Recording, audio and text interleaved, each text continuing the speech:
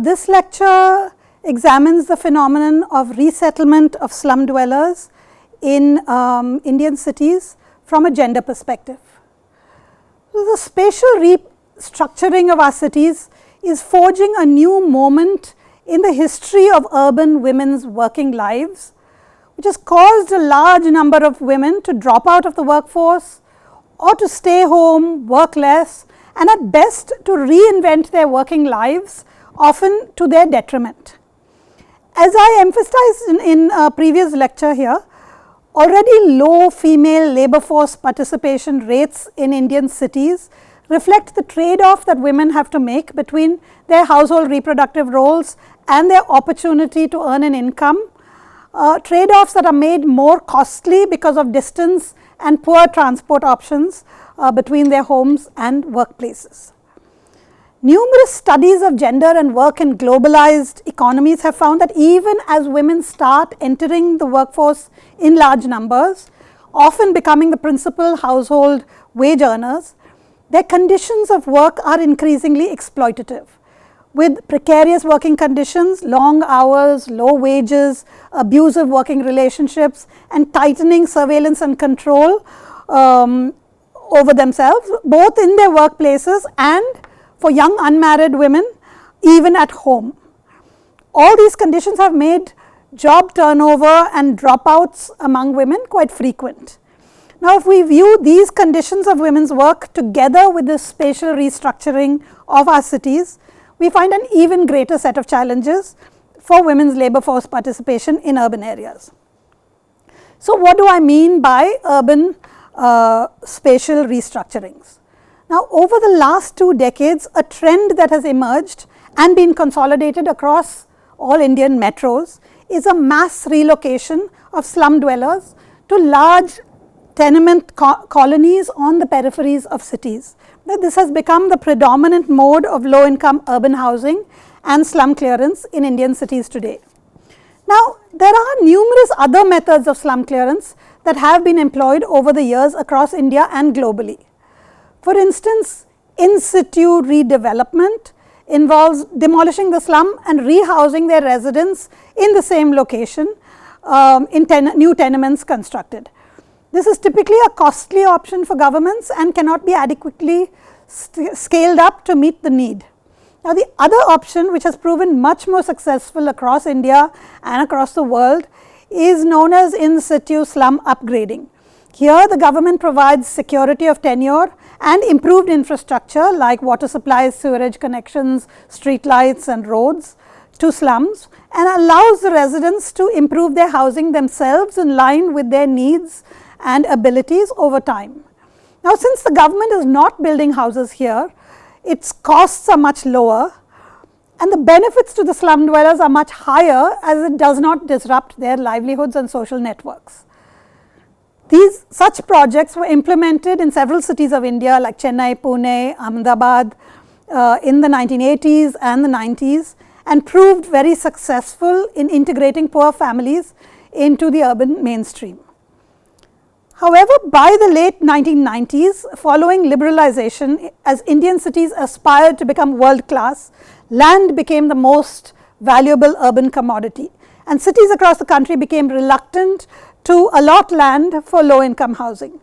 Waves of slum eviction began to occur to make way for world class infrastructure projects like metros, expressways, water body restoration, greening and beautification, and to build aesthetic slum free facades. Now, with this, the approach to slum rehousing shifted almost exclusively to resettling slum dwellers in cases where they met eligibility criteria to sites outside the city. In official documents, these resettlement colonies then are known as integrated townships, offering its residents all amenities from creches and schools to parks, playgrounds and markets. But in reality, they are poorly built, poorly serviced ghettos which take years, often decades, to achieve even a semblance of decency and dignity. So, there are a few things that I want to mark about these projects. First, the scale. These colonies house several thousand, starting from 5,000 to about 25,000 families of the lowest castes and classes, and in some cities of religious and ethnic minorities and migrants. So, typically they house the most vulnerable and marginalized residents of our cities. Now, the tenements are usually provided fully built with fixed sizes and designs, offering very little flexibility to households to build up their homes, to make their own homes.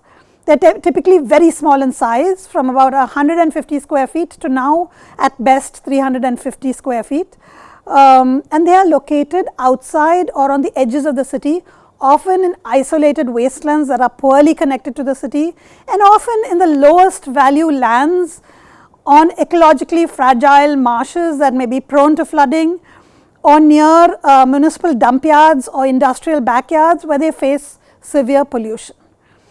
And while most of these colonies so far have been built by the state, they are also increasingly being built by private developers who receive incentives from the state to build low income housing, and they seek out the cheapest lands on the periphery to build them.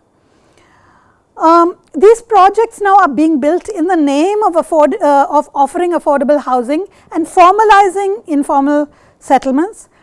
But numerous studies are finding that they are poverty traps, where the cycles of disadvantage that perpetuates urban poverty are reproduced and exacerbated by these new factors of distance and disconnection. So, here I am bringing together findings from various studies that we have conducted across 4 resettlement sites in Chennai and over more than 10 years, and some insights from comparative studies in Ahmedabad and in Mumbai. Now, urban peripheries can actually be very dynamic spaces with a lot of economic activity, and in Chennai most of the resettlement colonies are built along the information technology or IT corridor in the south of the city, which has several IT parks and special economic zones and various commercial, high-end commercial and residential developments. But the resettlement colonies are typically hidden away. They are tucked behind the main road, they are invisible and disconnected in many ways from this dynamism of the periphery. And the people here remain out of place for years because they are fundamentally urban families who have made their lives and livelihoods in the city for so long that they remain rooted in the city and keep traveling back to the city for work, for family, and for their networks. Now, in 2011, 10 years after the resettlement colony of Kannagi Nagar in Chennai was established, we conducted a survey of livelihoods covering about 700 households. We found that the impacts of resettlement were much more severe on women workers than on men. So, of the 288 people that we found had either lost jobs or had abandoned working altogether, 207 were women. And then in 2017, we again conducted a study in 2 newer resettlement sites called Perumbakam and Gudapakam. And here we found that in the 100 households that we sampled, 30 workers had dropped out of work after this resettlement, of which 23 were women. And many households were now then struggling to survive on a single income despite significantly lower housing costs. In Ahmedabad, of the 268 working age people in a resettlement colony that we studied, only 183 were working, and of these only 40 were women. This is out of 268 households. Women's labour force participation rate there was only 20% against about 75% for men. Many women who had been working earlier as flower vendors, for example, near the Sabarmati river in the center of the city, had switched now to home-based work such as tailoring or embroidery once they were in the resettlement colony. But they experienced a sharp drop in earnings as they had to depend on middlemen to supply them raw materials or to market their products. So, the reasons for this kind of livelihood disruption are many.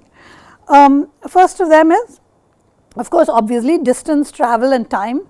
So, most workers were still traveling to the city for work as the places they had been relocated to did not offer job opportunities that were appropriate to their skills, or because they could not break into employment markets in the new areas, especially since there was so much competition given the large numbers relocated. So, they continued to travel long distances at high costs, and these costs were both monetary, but also in terms of their time, their energy and their health. Public transport arrangements were inadequate, unreliable, overcrowded, uncomfortable and costly. Access roads to bus stops were often unpaved, unlit and unsafe. People with even minor ailments like blood pressure or a weak knee could not negotiate these crowded buses and these long journeys, so they dropped out. Those who had small children and therefore had to be home by afternoon when the children came home from school dropped out. So, the second point is poor services and infrastructure. Now, these issues of distance and inadequate transport were compounded by the challenges of running a household in a resettlement context, where water supplies were unreliable, where social networks are weak because they have just moved with a set of new people, and where childcare facilities are inadequate. And housing design in these resettlement colonies also plays a role. The new units are designed for nuclear families and are so small that they do not allow scope for the spillover accommodation that tends to extend the household unit and offer support to women in informal settlements. And then there is this thing that I call notional class mobility. So, the move to formal housing along with the low rents and low installment payments that make it possible in cases where men have also been able to retain their livelihoods, it makes it possible for women not to work. The new formal housing though also represents a notional class mobility in comparison to informal housing, and this creates sort of a household pressure to keep women out of the workforce. Many women who were keen to work said that their husbands opposed it. Thus, there was a kind of a re-domestication of working women, partly owing to the reassertion of the patriarchal nuclear family norm due to this tenement design and this formalization of housing. And all of these factors then caused women to drop out of the workforce in significant numbers. One of the biggest effects I think that we can expect to see in the coming decades from this countrywide relegation of working class people to the urban peripheries is a large scale elimination of women from the labour market. And then the next point is quality of work, because even where women continued to work, what we observed was a deterioration in their conditions of work caused by the combination of an oversupply of low wage female labour with their restricted mobility and low options in terms of job alternatives, because they are trapped in these large and relatively isolated ghettos. So, when we began our research in Kannagi Nagar in 2011, remember this was 10 years after people had been moved here, we found that women were constantly asking us for work. And this surprised us because there had been a lot of economic dynamism in the area in those 10 years. The IT corridor had developed by then and a range of jobs for low income women had opened up. So, we were perplexed to find high levels of female unemployment, to see women from Dalit, that is the low caste, and fishing communities who are traditionally or typically the most economically active women in urban areas, sitting and playing cards in the middle of the day. Even 10 years after resettlement then, why were women still desperately seeking work? What we found was that the issue was not just about a lack of job opportunities, but about the quality of work available to them.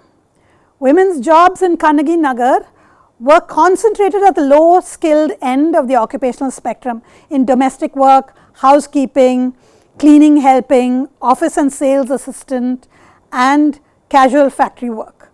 They were almost entirely absent from the skilled or semi-skilled occupations like driving, plumbing, carpentry, painting, which were organized in self-employed or entrepreneurial modes, were more mobile and were better paid. So, we also found that the vast majority of women's jobs were casual, organized through contractors under highly insecure and exploitative terms. They were very poorly paid, with physically taxing working conditions, with long hours on their feet, often not allowed to sit or to take elevators, wages cut for every day of leave, harassment by supervisors, and few opportunities for occupational mobility. So, now while these are not uncommon features of informal labour in general, we find that the context of resettlement exacerbated these conditions, because first working conditions and wages could be kept low because of the large pool of low-skilled labor available in these mass ghettos, making it a contractor's market. And second, the alternatives like domestic work in the city, which was usually a preferred option for many of these women, was too costly in terms of transport costs and time. So the quality of work then available for women from resettlement colonies, even in the high-end new economy establishments of the IT corridor, caused a high turnover of jobs. Women quit jobs frequently because they found that their health was suffering, or they were not able to balance household and work responsibilities. For women, particularly those running a household with children, the most important criterion for being able to take a job is flexibility of timings, which will allow them to work while maintaining their household responsibilities, and also being able to send their children to school properly fed and clothed. Living in a resettlement colony strongly limits this flexibility due to the challenges of distance and transport. And all of this then helps to explain the high levels of unemployment and underemployment among women in resettlement colonies. Women were constantly dropping out of jobs and looking for new ones that would suit their constraints and their needs. And therefore, being employed in resettlement colonies is a tenuous, shifting and contingent condition for women. And here I just want to emphasize the temporal dimension and its significance in working class lives. Working class individuals only have their labor and their time to invest towards a better future for themselves, and usually more importantly from their perspective, for their children. Disruptions in these working trajectories thus set them back in their progress towards this better future. And a very common practice in resettlement is to move people to these colonies before putting in place all the amenities, assuming that people will manage somehow as these amenities get slowly established over time. But what we have found is that a major disruption, such as a child dropping out of school, or a man or a woman losing a job that they have invested their time in for many years because of this sort of amenities not being available, can be seldom reversed, and in best case scenario may set them back several years. For this reason, we emphasize that when the state resettles vulnerable people to peripheral areas, a slow incremental approach to providing facilities can be very detrimental to their pathways out of poverty. So, the quantity of and so the final point here about factors underpinning women falling out of the workforce is safety. Apart from issues of distance and transport, a very important condition that determines women's options and the decision to remain in the workforce was safety. Safety issues emerged as the strongest thread linking the experiences of resettlement in Chennai, Ahmedabad, Mumbai, Delhi, across new and old settlements, across different sizes, different locations of settlements. Safety concerns surfaced repeatedly and spontaneously in every interview with women, and was clearly a crucial constraint to their mobility and their ability to remain in the workforce. Safety concerns played out at different levels in the resettlement colonies. First, at the level of basic infrastructure, for instance, lighting. Across the resettlement sites, especially in the new ones like Perumbakam and Gudapakam, which were constructed about a few years ago, women complained of inadequate lighting in corridors and in compounds, on access roads and in streets, which made them feel very unsafe moving around after dark. The settlements were entirely engulfed in darkness after sunset, and street lights were among the residents' main demand when we went there for interviews. Secondly, access roads to the outside were in poor condition. Apart from being unlit, they were unpaved, unsafe to walk on.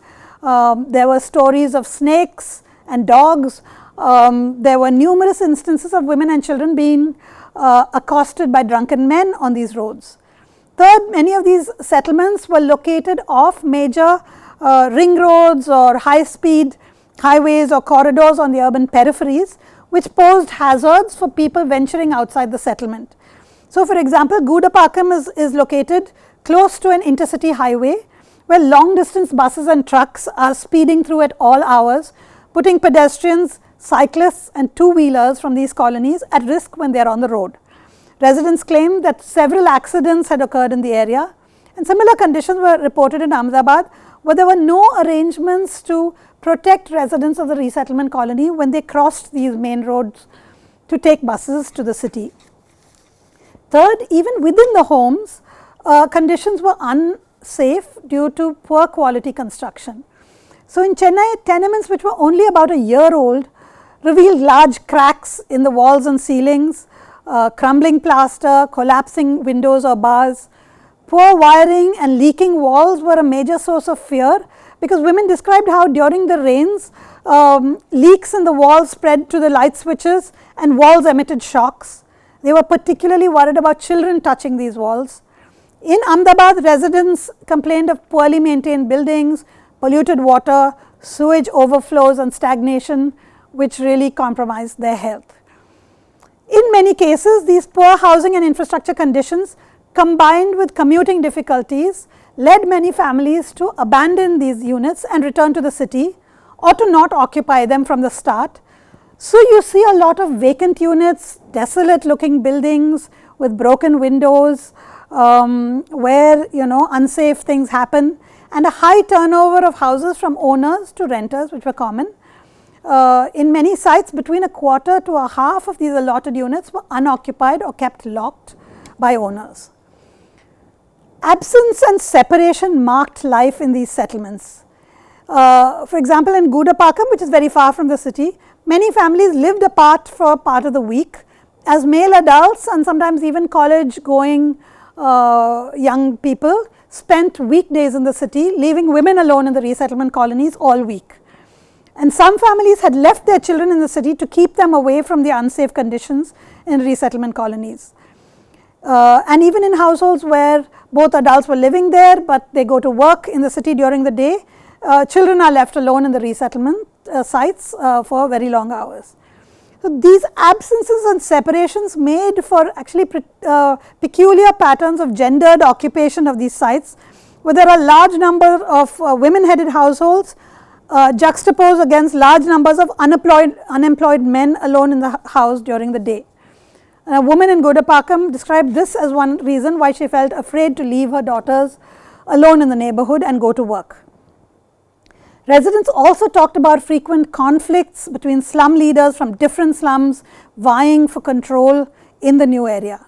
So, in Perimbakam, a taxi driver described how the windshield of his taxi and 6 auto rickshaws parked nearby were smashed one night in a drunken quarrel, and he claimed that there was a street brawl every night in which buildings and vehicles often got damaged. Residents also spoke of daily incidents of theft and of what they called unsavory activities such as prostitution occurring in the tenements. With high male unemployment and school dropout rates, alcohol and drug abuse were rampant. There were gangs that hung out at street corners. Many women were afraid to let their children out of the house for these reasons.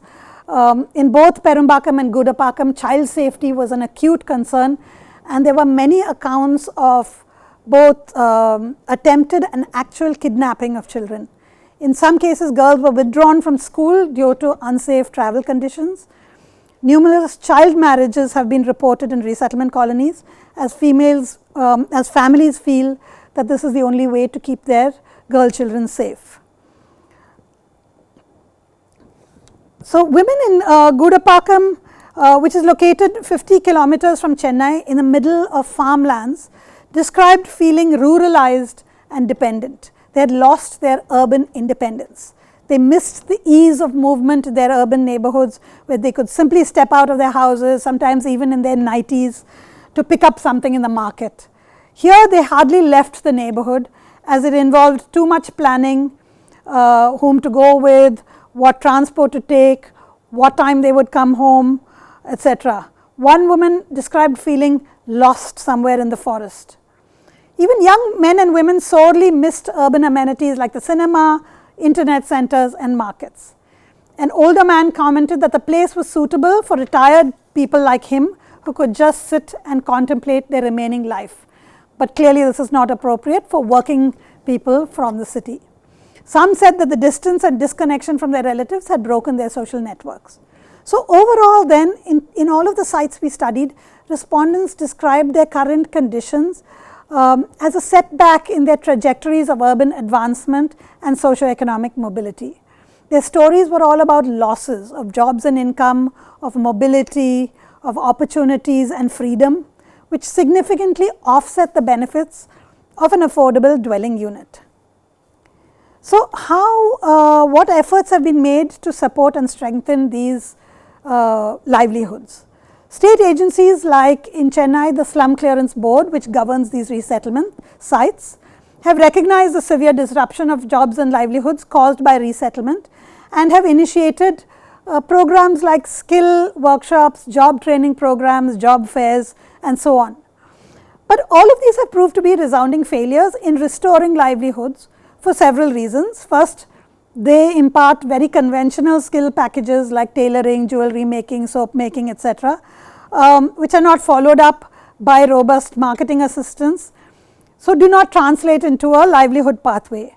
These job fairs yield a very limited number of jobs for these residents, and recruiters tend to favor young people and offer very little for older women. Recently, there have been more efforts made by, for example, the police department to organize non-traditional and potentially more remunerative and mobile occupations for women, like training them to be Uber drivers. But again, to take these programs to the point where women are actually driving for a living needs a lot more coordination and support than a single agency can provide. And I think at a more fundamental level, my talk has tried to emphasize how housing conditions can seriously impact the ability of women to participate in the workforce. It has tried to underline the connections between physical mobility, that is the ability of women to travel safely, cheaply and conveniently, and their socio-economic mobility in the long term. So, how physical mobility and socio-economic mobility are connected.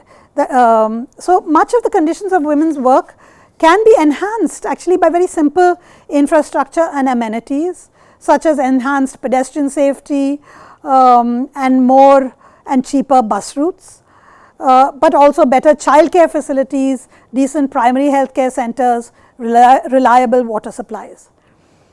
And finally, I just want to say a few words about the pandemic to actually argue that the pandemic, like all other disasters that we have seen here, like cyclones and floods, have highlighted the unique vulnerability of these resettlement colonies owing to their distance from the city and their dependence on public transport.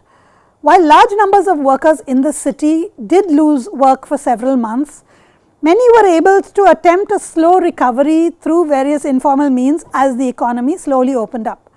But residents of these colonies were entirely cut off from the city until public transport was restored, except for those with private transport modes like two-wheelers who were almost exclusively male. So these women survived without income and sort of reliant on charitable contributions from various sources for several months. And things look even more serious in the long term. We see that IT firms have seen the money in work from home arrangements and are unlikely to return fully to the large workspaces of the past. While this is good news for the city in general in terms of reducing road traffic congestion and pollution, it also raises significant implications for the large numbers of informal service sector workers that depend on employment in these IT offices, like housekeeping staff, caterers, tea and restaurant workers, drivers. Large proportions of these workers come from these resettlement colonies and will face a decimation of their livelihoods. So the huge cost savings that the tech companies are enjoying will translate into losses for this large and vulnerable cohort of urban workers. And this is something that the government needs to take account of and balance out in some ways. And I am going to end this lecture here. Thank you.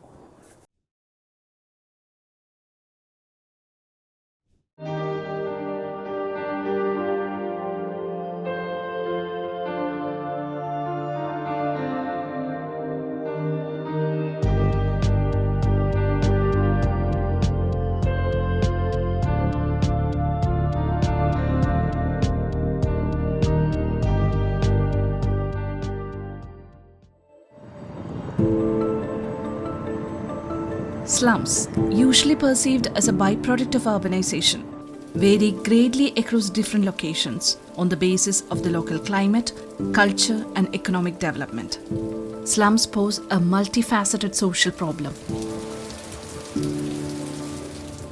The 2011 Census of India defines slums as residential areas where dwellings are unfit for human habitation because they are dilapidated, cramped, poorly ventilated, unclean, or any combination of these factors which are detrimental to the safety and health.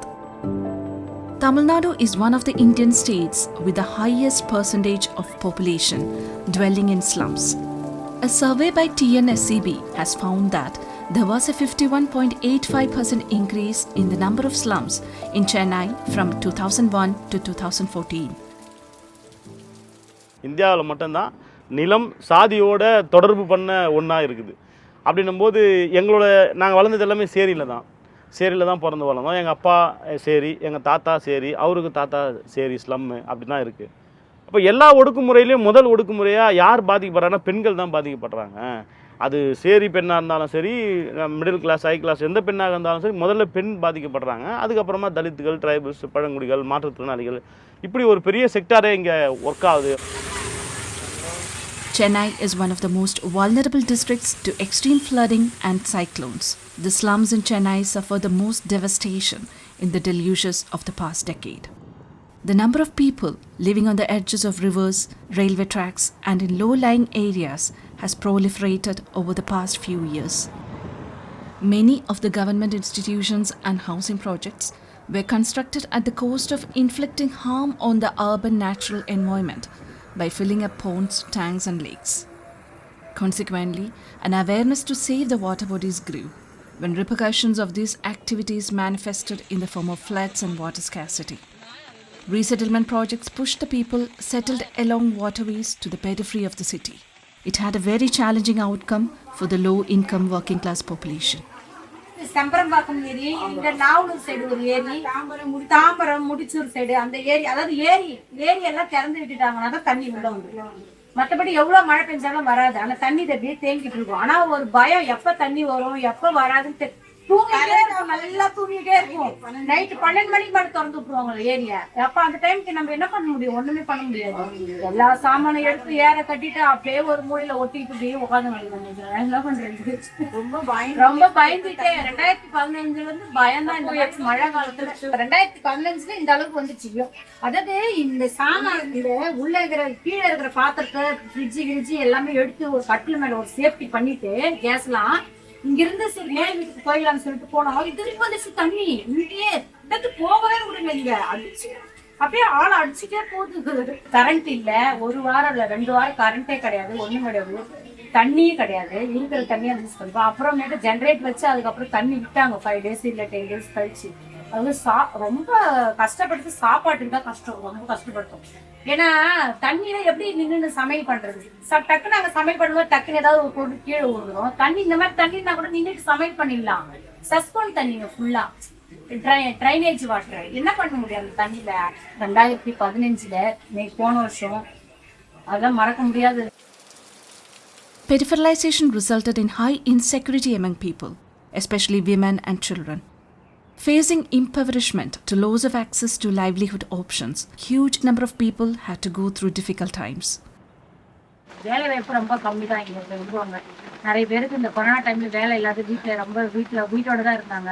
கஷ்டம். எப்படியோ அந்த ration பொருளை கொடுத்தாங்க, அதை அரிசி வச்சுட்டு ஏதோ சாப்பிட்டுட்டு ஏதோ போயிடுச்சு. ரொம்ப கஷ்டமா இருக்கு. இப்பயும் நிறைய பேர் வேலை தான் கேட்கறாங்க.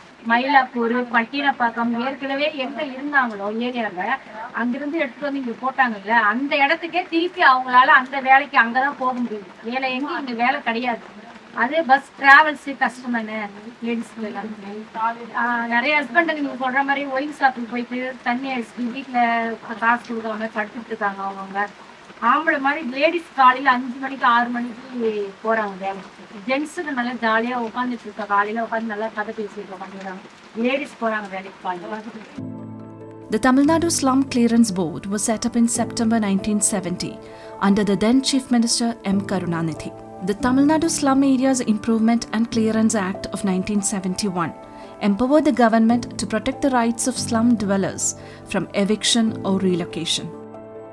ரீசெட்டில்மெண்ட் ஏரியாக்களில் புழங்குற fund, Tamil Nadu slum clearance board, இதுக்குள்ளே பயங்கரமான ஒரு பெருச்சாலி சொல்லுவேன், பெருச்சாலி அதுபோல் ஸ்லம் போர்டு முழுக்க கரப்ஷனில் ஊறி போய் PWD, Chennai corporation, slum board இதெல்லாம் டோட்டலி கரப்ஷன்ஸ். அப்போ அந்த ஒரு ஸ்லம்முக்குள்ளே இருக்கிற அரசியல் கட்சிகளுடைய சமூக இயக்கங்களுடைய அனுமதி இல்லாமல் அவனை சரி கட்டாமல் குடிசைகளை அகற்றுவது நடக்கிறதே இல்லை. ஸோ அங்கேயே கரப்ஷன் ஸ்டார்ட் ஆகிடுது. இந்த மக்களை ஆர்கனைஸ் பண்ணி யாரெல்லாம் போராட்டத்தை முன்னெடுப்பானோ அவனுக்கு உனக்கு பெரும்பாகத்தில் என்ன 5 வீடு தரேன், 10 வீடு தரேன், எதுவும் பேசாது. எவிக்ஷனில் பாதிக்கப்படுற மக்கள் பேசினாங்கன்னா அந்த வீடும் கிடைக்காது. ஸோ இந்த வீடும் போயிடுச்சு, அந்த வீடும் கிடைக்காதுன்னா நடு ரோட்டில் யாரும் நிற்க முடியுமா? ஒரு 700 குடும்பம் காலி பண்ணுறாங்கன்னா 700 குடும்பத்துக்கும் வீடு கொடுக்குறது கிடையாது. உங்கள்கிட்ட ஆதார் கார்டு இருக்கா, ரேஷன் கார்டு இருக்குதா, அது இருக்குதா, இது இருக்குதான்னு கேட்டு அதில் வந்து ஒரு 100 பேரை விட்டுற வேண்டியது. வீடு கிடையாது. நீ 50,000 பணம் கொடுக்குறியா, 30,000 பணம் தெரியா எனக்கு, நான் உனக்கு வேறு வீடு தரேன், பெரும்பாகத்தில் தரேன் அப்படின்னு ஓப்பனாக ரேட்டு பேசுகிறது ரொம்ப நடக்குது. இன்னும் நீங்கள் சிந்தாரிப்பேட்டில் போங்க, நெடுஞ்செழி நகர் காலனி, பல்லவன் நகர், அன்னை சத்யவாணிமுத்து நகர், இன்னமும் வீடு கிடைக்காத மக்கள் ரோட்டில் தான் உட்காந்துருக்கான். Recently, activists are demanding significant changes in the Act, right from the definition of the word slum to keep it relevant to the changing times. The board was renamed by Chief Minister M.K. Stalin in September 2021 to Tamil Nadu Urban Habitat Development Board. In October 2021, Tamil Nadu government released the draft of its first resettlement and rehabilitation policy for slum dwellers. The policy says that the slum dwellers must be accommodated only in areas from where it won't take more than half an hour to reach the nearest urban areas by bus or train. The draft also mandated consultations and the formation of resettlement committees to ensure the evictions were humane. 4 மணி நேர தூக்கம், 4 உருண்டை சோறு, நகருக்கு வெளியே 8 மாடி வீடு. ஒரு area விட்டு ஏரியா இல்லை, ஒரு டிஸ்ட்ரிக்ட் விட்டு இன்னொரு டிஸ்ட்ரிக்ட், சென்னை மாவட்டத்துக்குள்ளே இருந்த தூக்கின்னு போய் செங்கல்பட்டு மாவட்டத்தில் போடுற வேண்டியது. இவ்வளோ பாப்புலேஷனை கொண்டு வந்து ஒரே தொகுதிக்குள்ளே வச்சாச்சு. ஆனால் ஒரு அரசு மருத்துவமனை கிடையாது, ஒரு ஆம்புலன்ஸ் வண்டி கிடையாது. ஒரு ஆம்புலன்ஸுக்கு 4 ஹவர் 3 ஹவர் வெயிட் பண்ணணும். அது வரைக்கும் பேஷண்ட்டு தாங்குவாங்களா? பெரும்பாக்கம், செம்மஞ்சேரி, கண்ணகி நகர், நார்த் மெட்ராஸில் ஏஆர் நகர், ஆல் இண்டியா நகர், அவங்க எல்லாம் கடலோர குப்பங்களில் இருந்த மீனவ மக்கள். அவனை 15 கிலோமீட்டரில் போட்டாச்சு. கடலுக்கு போய் மீன் பிடிக்கிற வேலை பண்ணோன்னா 5 மணிக்கு 4 மணிக்கு எழுந்து வரணும். சிட்டி பஸ்ஸு 6 மணிக்கு தான் வரும். 6 மணிக்கு அங்கே போனால் வேலை முடிஞ்சிடுவாங்க. ஆனால் 800 எக்ஸ்பிரஸ் ஹைவேஸ் ரோடு போட்டாச்சு. ஆனால் கடலை நம்பி வாழ்ந்த மீனவ மக்களுடைய நிலைமை என்னாச்சு? படு மோசமாக போச்சு. கவர்மெண்ட் என்ன நினைக்குது, உன்னோட குப்பத்தை அடித்து அவங்களுக்கு ஒரு வீடு கொடுத்துட்டேன், அதோட முடிஞ்சிச்சு. பிரச்சனை வீடு மட்டும் பிரச்சனை இல்லை, வாடுறதுக்கான அடிப்படை வாழ்வு உரிமையான பிரச்சனைகளை என்ன செஞ்சு கொடுத்தீங்கன்றது தான் கேள்வி. இப்போ பெரும்பாக்கம் இருக்குது, சென்னையிலேருந்து மவுண்ட் ரோட்லேருந்து 40 கிலோமீட்டர். இப்போ 40 kilometre daily up and down. So அந்த வீட்டோட மதிப்பு 5 லட்சம் ரூபாய். அரசு கொடுத்த அந்த வீட்டில் 5 மணி நேரம் 6 மணி நேரம் தான் தூங்கி எழுந்துக்கிறாங்க. ஒரு 3 உருண்டை சோறு, ஒரு 4 மணி நேரம் 5 மணி நேரம் தூக்கம். இதுதான். இது யாருக்காக?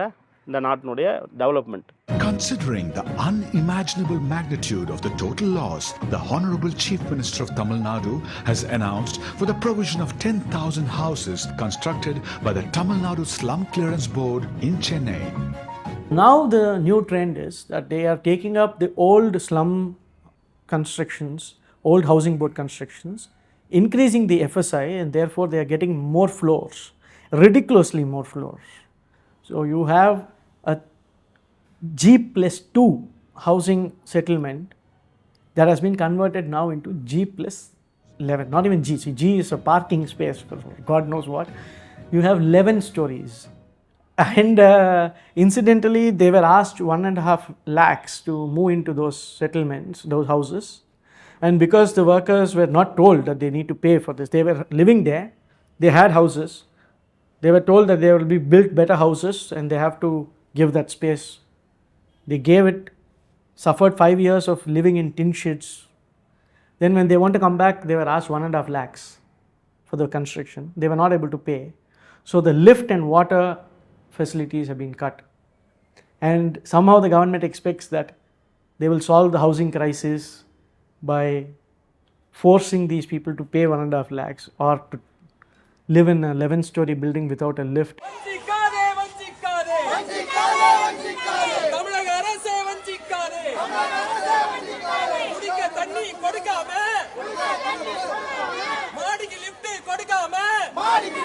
So there is one that is in dispute right now. A lot of struggles happening. This is happening in a place called KP Park. So the fight is going on right now. So the people are demanding that the houses be allotted to them free of cost. But already a lot more people are being moved from other areas into those housing. So in one sense, if all infrastructure is provided, this definitely is a better solution than what was available previously, because this is about 7 to 8 kilometers from any of these settlements, and it is right in the heart of the city with proper existing transport nodes and job markets. Kerala has the lowest percentage of slum dwellers in the country, but the number is increasing over the last few decades. Kerala Administrative Reforms Commission's report in 2020 points out that the lack of reliable data regarding the slums is a hindrance to planning development initiatives in the state. It demanded the state government conduct a census of all recognized colonies and prepare a database before finalizing project proposals. The report also emphasizes that most of the slum dwellers living in terrible conditions are those from scheduled caste and other marginalized communities. ഞങ്ങളൊക്കെ ഓല വീട്ടിലൊക്കെയാണ് കിടന്നിട്ടുള്ളത്. ഈ ചെളിയൊക്കെ ആയി മഴയൊക്കെ പെയ്ത വെള്ളത്തിലൊക്കെയാണ് കിടന്നത്. ഞങ്ങളൊക്കെ കുറേ കഷ്ടപ്പെട്ട് വലിയ ഒരു പുണ്യം തന്നെ. ഞങ്ങൾക്ക് ഈ വീട് കിട്ടിയതിന് ഏറ്റവും സന്തോഷം. എൻ്റെ അമ്മയ്ക്ക് 3 മക്കളുണ്ട്. 3 പേർക്ക് വീടുകൾ കിട്ടി. ഈ 3 പേരും ഞങ്ങൾ അമ്മയുടെ കൂടെ ആയിരുന്നു താമസം. Here in Karimadam colony, there are allegations that houses are illegally occupied by miscreants while the real beneficiaries are neglected. Wicket പോയവർക്കും വാങ്ങിച്ചവർക്കൊക്കെ 4-5 വീട് വീതം കൊടുത്തു. അവരെല്ലാം വിറ്റ് പോയി. വാങ്ങിച്ച് കൊടുത്തവരെല്ലാം വിറ്റിട്ട് പോകണം. കിടക്കണവർക്ക് ഇതുവരെ തന്നില്ല. അപ്പം മഴ പെയ്യുമ്പോൾ ഒക്കെ വെള്ളം കയറി. ഇപ്പോൾ മാറ്റൊരു TV മൃഗിരുന്ന് മരുന്ന് ഇഞ്ചക്ഷൻ എടുക്കണമെങ്കിൽ തണുപ്പിച്ചാണ് ഇഞ്ചക്ഷൻ എടുക്കുന്നത്. അതെടുക്കാൻ പറ്റാതായി. പിന്നെ ഇപ്പം രണ്ടാമത് ഞാൻ നന്ദലത്ത് നിന്നെണ്ണം കടം വാങ്ങിച്ചോണ്ടിരിച്ചു. ശരി. മാസം തോറും 1400 രൂപ. നമുക്ക് ലൈഫിലാണ് കിടക്കണമെന്ന് പറയണം. ഒന്നും ആയില്ലേ മക്കൾ. അപ്പുറത്തെ വീട്ടിൽ നിന്നാണ് മക്കളെ നമുക്ക് രാത്രി മാത്രം ഒരു ലൈറ്റ് ഇടാൻ വേണ്ടി തരും. വീട്ടിനകത്താണെങ്കിൽ ഒച്ചിൻ്റെ എലിയുടെയും ശല്യം. നമ്മൾ ഇന്ന ആഹാരമൊക്കെ ഇതിൻ്റെ പുറത്താണ് മക്കളെ നമ്മൾ വെക്കുന്നത്. ഈ ഫ്ലാറ്റ് വാങ്ങിക്കാൻ തന്നെ നമ്മളെ കയ്യിൽ 30,000 രൂപ ഇല്ല. അവർക്ക് പൈസ കൊടുത്താലേ തരുള്ളൂ മക്കളെ. ഇതിനകത്തൊരു കണ്ണ് കാണാൻ വയ്യാത്ത എൻ്റെ ഒരു സഹോദരി തള്ള മരിച്ച്, എൻ്റെ ഉമ്മ മരിച്ച്, ബാപ്പ മരിച്ച്. ചെറിയ എണ്ണത്തിനെ മക്കളെ ഞാനാണ് നോക്കണം. ചേച്ചി എന്ത് ജോലിയാണ് ചെയ്യണേ? എനിക്ക് ആരെങ്കിലും വല്ല തുണിയനയ്ക്കാനോ വല്ല സാധനം വല്ല ചാലയിൽ വല്ല മീന എന്തെങ്കിലുമൊക്കെ വാങ്ങിച്ചു കൊടുക്കുമ്പോൾ അവരൊക്കെ വല്ലതും തരുവാണ്. 10,000-20,000 രൂപ അങ്ങനെ ഉണ്ട്. ഞാൻ വെള്ളം കുടിക്കും, പിള്ളേർക്ക് കടങ്ങൾ വേണ്ട. ഇതൊക്കെ അരിയൊക്കെ ഓരോ പള്ളിയിൽ നിന്ന് ഞങ്ങൾക്ക് ഇന്നലെ ക്രിസ്ത്യൻ പള്ളിയിൽ നിന്ന് തന്ന സാധനങ്ങളാണ് ഉപയോഗിക്കുന്നത്. പല ഗണങ്ങളും അരിയും. റേഷൻ കിട്ടുന്നില്ലേ? റേഷൻ കിട്ടും. അതൊക്കെ വെച്ച് തന്നെ മക്കളെ നമ്മൾ കഴിക്കണം. പിന്നെ മീൻ വാങ്ങിക്കണ കാര്യമുള്ളൂ. കറിയില്ലാതെ എങ്ങനെ മക്കളെ നമ്മൾ ഒരു നേരത്തെ ആകാരം. ഈ കറിയിലൊന്നും കിടക്കാൻ പറ്റൂല. രാത്രിയായി കഴിഞ്ഞതാണ് വെള്ളം. മഴ പെയ്താൽ ഈ വീടൊക്കെ ഈ വെള്ളം കയറും. ഈ കുട്ടി നേരം വെളുക്കുമ്പോൾ വിശക്കണെന്ന് പറയും. ഞാൻ എന്തിനിട്ട് ഞാൻ കൊണ്ട് റോട്ടിൽ കൊണ്ട് നിൽക്കും. അപ്പം ആരെങ്കിലും അതിനും എനിക്കും പറ്റും തരണതാണ് മക്കളെ രാവിലത്തെ പാട്. ബാത്റൂമിൽ പോലും പോകും, കുളിക്കാൻ പോലും പറ്റില്ല. കുളിക്കണ വെള്ളം അത്രയും ഒലിച്ച് റോഡ് വഴിയെ പോകുമ്പോൾ ആളുകളെല്ലാം നമ്മളെ വഴക്ക് പോകും. എന്നാലും എന്നിട്ട് എൻ്റെ കാലിൽ എലി അടിക്കും. ഞാൻ ഇല്ലെങ്കിൽ ഈ കുട്ടികൾക്ക് ആരുമില്ല. ഒരു നേരത്തെ ആഹാരം പോലും വാങ്ങിച്ചു കൊടുക്കാൻ ആരുമില്ല. ഇത്രയും മഴ പെയ്തായത് 2-3 വട്ടം പൊളിഞ്ഞ് വീണു. വയറെല്ലാം പൊളിഞ്ഞു. തിന്നാൻ പറ്റണില്ല മക്കളെ. വെച്ചാൽ എലി വന്ന് തടയിടും. നമ്മൾ ഇരിക്കേ വന്ന് പാത്രത്തിലും ചോറ്റ് പാനിയിലൊക്കെ ഇറങ്ങും. ആരെടുത്ത് പറയാം? ദൈവത്തിൻ്റെ അടുത്ത് പറയാനേ നമുക്ക് പറ്റും. The people living in resettlement colonies, like those of Karimadam and Rajaji Nagar in Thiruvananthapuram, are mostly employed in the unorganized sector. Their livelihoods had been badly affected by the pandemic and the consequent lockdown. 12 പേര് ഇത് വന്ന് മരിച്ചു. അതിനുശേഷം നമുക്ക് പേടി മക്കളെ വിടാൻ. അങ്ങനെ അവരുടെ നമ്മൾ വിടില്ല. വീട്ടിനകത്ത് എന്തെങ്കിലുമൊക്കെ ഈ കുപ്പികളിൽ പെയിന്റിങ്ങും അതൊക്കെ ചെയ്ത് കുട്ടികളെ അതിനോട് പ്രോത്സാഹനം കൊടുത്ത് അങ്ങനെ ഇറങ്ങാതെ. കോവിഡ് വന്നപ്പോഴത്തേക്ക് പിന്നെ എന്നെ സംബന്ധിച്ചിടത്തോളം എനിക്ക് യാതൊരു ബുദ്ധിമുട്ടും ഇല്ലായിരുന്നു. കോർപ്പറേഷനിൽ എൻ്റെ ഭർത്താവ് മരിച്ച ഒരു വിധവയും കൂടി ആയതുകൊണ്ട് കോർപ്പറേഷനിൽ നിന്ന് എനിക്ക് ഒരുപാട് സഹായങ്ങൾ പിന്നെ ഭക്ഷണം 3 നേരം കൊണ്ട് തരുമായിരുന്നു. കോവിഡ് വന്നപ്പോഴത്തേക്ക് ഏറ്റവും കൂടുതൽ ഇവിടെയുള്ള ചെറുപ്പക്കാർ പയ്യന്മാരുണ്ടല്ലോ, അവരെല്ലാം രാഷ്ട്രീയം നോക്കാതെ എല്ലാ വീടുകളിലും പോയി അന്വേഷിക്കുകയും അവർക്ക് വേണ്ടുന്നുള്ള മരുന്നായിരുന്നാലും പച്ചക്കറി ആയിരുന്നാലും പിന്നെ കോർപ്പറേഷനിൽ നിന്ന് ഫുഡ് അവർ കൊടുക്കുമ്പോൾ അവർ കറക്റ്റായിട്ട് 3 നേരം ഇവിടെ ഭക്ഷണം കൊണ്ടെത്തിക്കുകയൊക്കെ ചെയ്യുന്നു. ഇവിടെ അതിന് കോവിഡ് വന്നപ്പോൾ ഇവിടെ ഒരു ജാതി ഭേദമോ രാഷ്ട്രീയമോ ഒന്നും തന്നെ ആരും നോക്കിയിട്ടില്ല. എല്ലാവരും ഒത്തൊരുമയോടുകൂടി തന്നെയാണ് ഇവിടെ നിന്നിട്ടുള്ളത്. പിന്നെ ഭർത്താവ് മരിച്ചൊരു വിധവ, എനിക്ക് ഭയങ്കര വിഷമമുണ്ടായിരുന്നു. ജോലിക്കും പോകാൻ പറ്റൂല, മക്കൾക്കും പോകാൻ പറ്റൂല, എങ്ങനെ കഴിയും എന്നുള്ള ഒരു ചിന്ത എനിക്കുണ്ടായിരുന്നു. പക്ഷെ എനിക്ക് യാതൊരു ബുദ്ധിമുട്ടും ഉണ്ടായില്ല. 3 നേരം എനിക്ക് ഭക്ഷണം കറക്റ്റായി കൊണ്ടെത്തിക്കുമായിരുന്നു. പിന്നെ ഇതിനിടയ്ക്ക് അരി റേഷൻ കടയിൽ നിന്ന് കിട്ടുമായിരുന്നു. ഒരു ബുദ്ധിമുട്ടില്ലാതെ പോയി. പിന്നെ ഗവൺമെൻറ് നമുക്ക് റേഷനൊക്കെ തന്നതിൻ്റെ അതൊക്കെ കുടിച്ചാണ് നമ്മളെ കാര്യങ്ങളൊക്കെ നടത്തിയത്. കോർപ്പറേഷനിലൊക്കെ ചില സഹായങ്ങളൊക്കെ ചെയ്തു. ഞാൻ ചെറിയൊരു ചായത്തട്ടൊക്കെ അങ്ങനെ കാപ്പിത്തട്ടൊക്കെ വെച്ചൊക്കെയാണ് അന്നൊക്കെ കഴിഞ്ഞ പ്രാവശ്യം 2020 വളരെ ഞെരിഞ്ഞ അവസ്ഥയിലൊക്കെ ആയിരുന്നു. പോയത് വിളിക്കുന്നില്ല എങ്ങും, അതുകൊണ്ട് അതിൻ്റെ പേര് പറഞ്ഞുകൊണ്ട് വിളിക്കുന്നില്ല. Rajaji Nagar, once known as Chengalchola Colony, is a densely populated slum settlement sprawling over 12 acres in the heart of the city. Rajaji Nagar hosts around 1,100 households and around 2,000 families. 79-80 ആണ് ഞങ്ങൾക്ക് രണ്ടാം ഘട്ടത്തിലാണ് ഞങ്ങൾക്ക് വീട് കിട്ടിയത്. പിന്നെ കുറച്ച് വീടുകളൊക്കെ അന്നും ഉണ്ടായിരുന്നു. പിന്നെ ഇവിടെ നല്ല റോഡുകളൊന്നും ഇല്ലായിരുന്നു. പിന്നെ ഈ ബാത്റൂം സംവിധാനമൊന്നുമില്ല. അന്ന് വലിയൊരു ഓടയുണ്ട് ഇതിനകത്തൂടെ പോകുന്നത്, അവിടെയാണ് കൂടുതൽ ആൾക്കാർ അന്നൊക്കെ. പക്ഷേ അതെല്ലാം മാറി ഇപ്പോൾ ഇതിനകത്ത് നല്ല ബാത്റൂം, പബ്ലിക് കമ്പാർട്ട്മെൻറ്റുകളുണ്ട്, പിന്നെ നല്ല റോഡുകളുണ്ട്. വികസനത്തിൻ്റെ ഭാഗം നല്ല. പിന്നെ വീടുകൾ എല്ലാവർക്കും ഒരുപാട് പേർക്ക് നല്ല വീടുകളൊക്കെ വെച്ച് കൊടുത്തതുകൊണ്ട് പിന്നെ കുറച്ച് ആൾക്കാർക്ക് വീട് കിട്ടുള്ളൂ. ഇപ്പോൾ തന്നെ ഇതൊരു വീടാണ്, ഇതിൽ 2 മുറിയേ ഉള്ളൂ. അപ്പം ഈ പ്രായമായ പെൺപിള്ളേർ വരുമ്പോൾ ഒരു ബുദ്ധിമുട്ടാണ്. എനിക്ക് 3 ആൺപിള്ളേരായതുകൊണ്ട് അവരെവിടെയെങ്കിലുമൊക്കെ കിടക്കുമായിരുന്നു. പക്ഷെ ഒരു പെൺകുട്ടി ഉണ്ടായിരിക്കുമ്പോൾ അതിന് ബുദ്ധിമുട്ട് വരും. അപ്പോഴവർ ഒന്നിൽ വെച്ച് കെട്ടുകയോ അങ്ങോട്ട് മാറി സ്ഥലം ഉള്ളിടത്തൊക്കെ വെച്ച് കെട്ടി താമസിക്കുകയോ അങ്ങനെയാണ് ഇപ്പോൾ ഈ ഷെഡൊക്കെ വന്നത്. പിന്നെ ഇവിടെ ഇപ്പോൾ കൂടുതലും മക്കളുടെ കല്യാണ കാര്യം, അല്ലെങ്കിൽ ഇതിനകത്ത് തന്നെ നേഴ്സിന് പഠിക്കുന്നവർ, ഡോക്ടർ വരെയുള്ള ആൾക്കാരുണ്ട്. അപ്പം അവരെ പഠിപ്പിക്കാനായിട്ട് ചിലപ്പോൾ വീട് പണയം വെക്കേണ്ടി വരും. മുമ്പാണെങ്കിൽ കോളനി എന്ന് പറഞ്ഞാൽ ഞാൻ വന്ന കാലം, അന്ന് എനിക്ക് ഈ കോളനിക്കകത്ത് വരുമ്പോൾ 14 വയസ്സാണ്. അന്ന് ഈ കോളനി ഇങ്ങനെയല്ല, വെറും കരിമ്പും പിന്നെ ആൾക്കാർ കാരണം സന്ധ്യയായി കഴിഞ്ഞാൽ പരസ്പരം കാണാൻ പോലും പറ്റാത്ത. ഇന്നിപ്പോൾ ഇവിടെ ഒരു ലൈറ്റ് ഉണ്ടെങ്കിൽ ഏകദേശം മോഡൽ സ്കൂളിൻ്റെ അവിടെയാണ് ഒരു ലൈറ്റ്. ഇപ്പോൾ ഇവിടുത്തെ കാര്യം എന്ന് പറഞ്ഞതാണ്ടാ പഴയ കെട്ടിടമാണ്, എല്ലാം ഇങ്ങനെ പൊളിഞ്ഞ് വീഴാറായിരിക്കുന്നു. ഇപ്പം പുതിയ ലൈഫിൽ നമ്മുടെ കോളനിയുടെ ഇതിൽ വന്നിട്ടുണ്ടെന്ന് പറയുന്നുണ്ട്. ഇവിടെ നല്ല വീടുകളൊക്കെ വെച്ച് കൊടുക്കാമെന്നുള്ള ഭാഗമായിട്ട് വന്നിട്ടുണ്ട്. ഞാൻ ഇവിടെ ഒരുപാട് വീടുകൾക്ക് TC ഇല്ല, എല്ലാവരും താമസിക്കുന്നില്ല. അപ്പോൾ അതിന് എത്രയും പെട്ടെന്ന് TC കൊടുക്കണം. കൈവശാവകാശ സർട്ടിഫിക്കറ്റ് ഇല്ല, നമ്മൾ താമസിക്കുന്നതേ ഉള്ളൂ. പക്ഷേ എന്തൊക്കെ വന്നാലും ഞാൻ പറഞ്ഞു അന്നത്തെ കാലഘട്ടത്തിൽ ചെങ്കച്ചുള്ള പറഞ്ഞ് മനസ്സിലാക്കണം, ചെങ്കച്ചുള്ള അല്ലെങ്കിൽ. പക്ഷേ ഇന്ന് അതല്ല. പണ്ട് ഇതിനകത്ത് ആൾക്കാർ ഇറങ്ങാൻ മടിക്കുമായിരുന്നു, വെളിയിലുള്ള ആൾക്കാർ ഓഫീസേഴ്സ് ആയിരുന്നാലും. ഇപ്പോഴങ്ങനെയല്ല. ഇതിനകത്ത് തന്നെ ഇപ്പോൾ എത്ര ഷൂട്ടിംഗ് നടന്നു, എത്ര പേരിപ്പോൾ പിന്നെ റോഡിൽ കൂടി വന്നിട്ട് അപ്പുറത്ത് ഹാൻഡെക്സിൻ്റെ അവിടെ പോകണമെന്ന് ധൈര്യമായിട്ട് പോകും. പണ്ട് ഈ കോളനിക്കകത്ത് കാല് വെക്കൂലായിരുന്നു. മേയർ വന്നാൽ ഇപ്പം മാറി നിൽക്കില്ല. നമ്മളൊരാളെ പോലെ നമ്മുടെ അടുത്ത് ചോദിക്കും, നിങ്ങൾക്ക് എന്തെങ്കിലും ആവശ്യമുണ്ടോ, എന്താണ് നിങ്ങളുടെ ആവശ്യം എന്നൊക്കെ ഇങ്ങോട്ട് ചോദിക്കാറുണ്ട്. ഈ ഇടയ്ക്ക് ഒരാഴ്ച അയാൾ വന്നിട്ട് പോയിട്ട്. ഇപ്പം നമുക്ക് കുറേ കൂടെ നമ്മൾ അവരെ കാണാൻ പോകുന്നേക്കാൾ അവരിങ്ങോട്ട് വന്ന് എല്ലാവരെയും കണ്ട് കാര്യങ്ങൾ തിരക്കി നല്ല വീടിൻ്റെയൊക്കെ കാര്യങ്ങൾ പറയുന്നുണ്ട്. ഇപ്പോൾ ഇതിനകത്ത് തന്നെ കഞ്ചാവ് മയക്കുമരുന്നെല്ലാം കുറവാണ്. പിന്നെ ഇപ്പോഴ് കുറച്ച് പെണ്ണുങ്ങളെല്ലാം കൂടി ചേർന്ന് ഈ ഇതിന് വേണ്ടി എതിരായിട്ട് നിൽക്കുകയാണ്.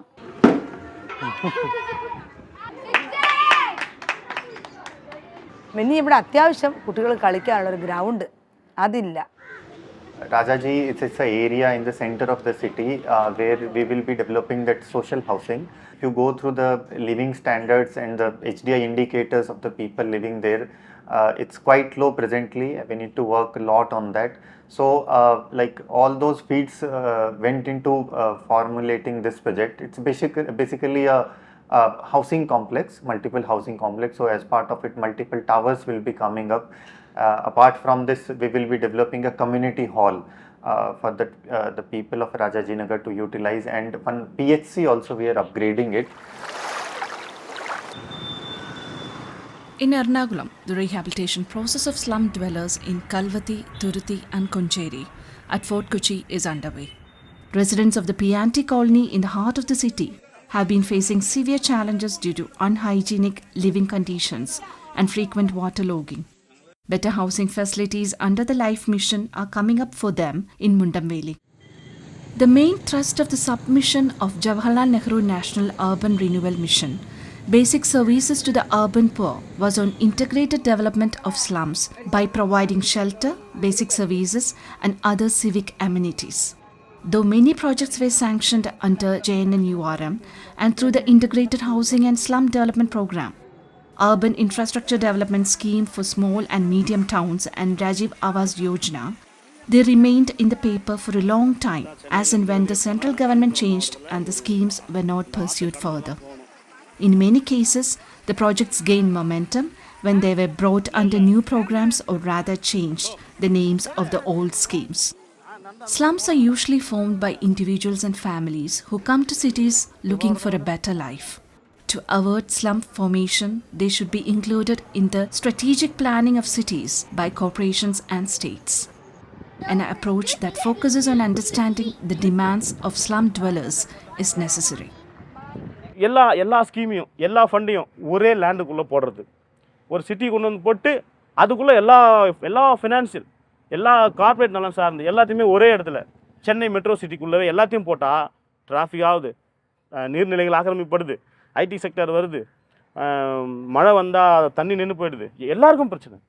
கண்ணகி நகர் செம்மஞ்சேரி தெரியுமா, அட கண்ணகி நகர் பெரும்பாக்கம் தெரியுமா, நம்ம குடிசை மக்களை அடைச்சிருக்கோம் காடுதானம்மா, இந்த சேரி மக்களை அடைச்சிருக்கோம் காடுதானம்மா, குடிக்க தண்ணி பஸ் வசதி எதுவும் இல்லைங்க, அங்க குடிக்க தண்ணி படிக்க பள்ளி கூடம் இல்லைங்க, உசுரை காப்பாத்த மருத்துவமனையும் இல்லைங்க, சென்னையில வசிக்க எங்களுக்கு இடமில்லை, சிங்கார சென்னை யாருக்கு தெரியல, இந்த ஸ்மார்ட் சிட்டி யாருக்குன்னு புரியல.